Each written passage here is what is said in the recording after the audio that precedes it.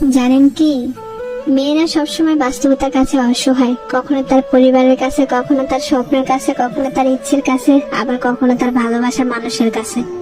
জানেন কি, একটা মেয়ে তার জীবনের প্রত্যেকটা সময় অন্যের জন্য বেঁচে থাকে। জন্মের পর বাবা মার জন্য, বিয়ের পর স্বামীর জন্য, সন্তান হওয়ার পর সন্তানের জন্য। তাদের জীবনে কোনো চাওয়া পাওয়া থাকে না, যেটা থাকে সেটা হলো সবাইকে নিয়ে বেঁচে থাকার স্বপ্ন। মেয়েরা পারে না তাদের ইচ্ছা মতো চলতে, পারে না কাউকে ভালোবেসে সুখে থাকতে, পারে না তার ছোট ছোট স্বপ্নগুলো পূরণ করতে। যদি বাবা মার কথা মতো চলে তাহলে সে খুব ভালো মেয়ে, আর যদি বাবা মার কথা অবাধ্য করে চলে তাহলে সে খুব খারাপ মেয়ে।